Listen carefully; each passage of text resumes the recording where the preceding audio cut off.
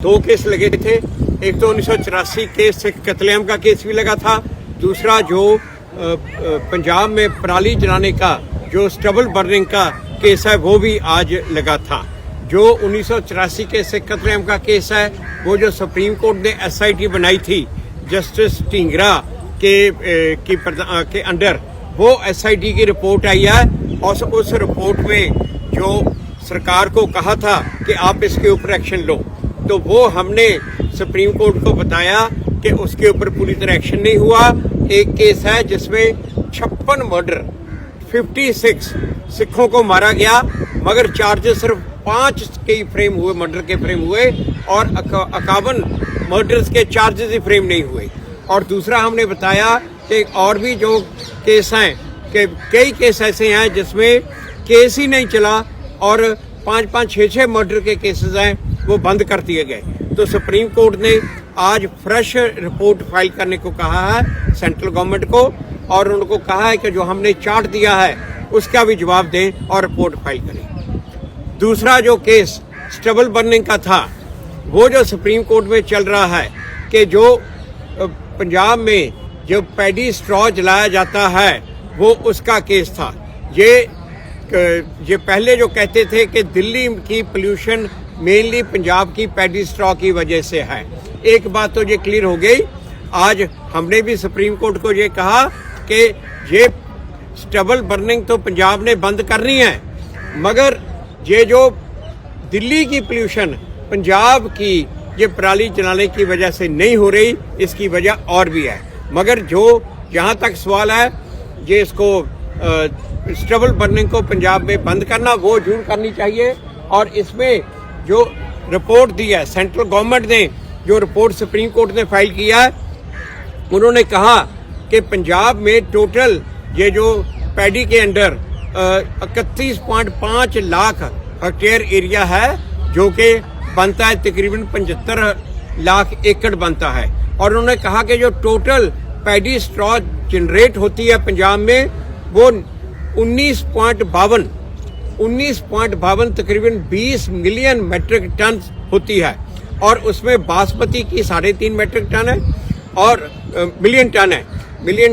है, और नॉन बासमती की जो है वो 16 मिलियन टन है। और ये है प्रॉब्लम, क्योंकि जो बासमती की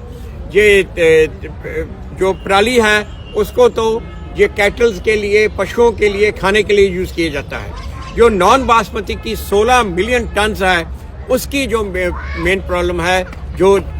जलाई जाती है, जो पशुओं के खाने के काम में नहीं आती। जो आज वहाँ पे फिगर दिया सेंट्रल गवर्नमेंट ने, उन्होंने कहा कि इसमें से ex-situ मैनेजमेंट, मतलब के खेत से निकाल के जो इंडस्ट्री में जहाँ और कामों पे यूज होती है, खेत से निकाल के, वो सिर्फ 6 मिलियन टन है। बल्कि तकरीबन जो है 20% के करीब, 25% के करीब बनती है जो है, जबकि प्लान टारगेट ये था कि इस जो पराली को इसको यूज किया जाए। और उन्होंने ये भी कहा कि इससे बोर्ड भी बनता है, जो बोर्ड ये, और इससे ब्रिक्स भी बनती हैं, और इससे पेपर भी बनता है, और ये जो बॉयलर्स हैं उसमें जो एज ए फ्यूल भी यूज होता है। और बहुत ऐसी इंडस्ट्री है जिसपे इस जो ये पैडी स्ट्रॉ है इसको यूज किया जा सकता है, मगर अभी तक मात्र ये जो 20-25% ही है जो वहाँ पे यूज होती है, बाकी ये वेस्ट होती है, जलाई जाती है, खेतों का नुकसान होता है और पोल्यूशन होती है। तो आज जो कमीशन है, एयर क्वालिटी कमीशन, उन्होंने भी सजेस्ट किया कि ये जो ex-situ मैनेजमेंट है इंडस्ट्री के लिए यूज करना, वे उसके लिए इस पे प्लान बनाई जाए और इसको किया जाए। सबसे बड़ी बात जो आज एयर क्वालिटी कमीशन ने ये कहा कि डाइवर्सिफिकेशन की प्लान बने, मेज को, मक्की को और बाकी जो क्रॉप्स हैं उनको आगे ज़्यादा उनके ऊपर जोर दिया जाए। और उन्होंने ये भी कहा कि क्योंकि इसकी मार्केट नहीं है और इस पे MSP नहीं मिलती, इसलिए ये सोचा जाए कि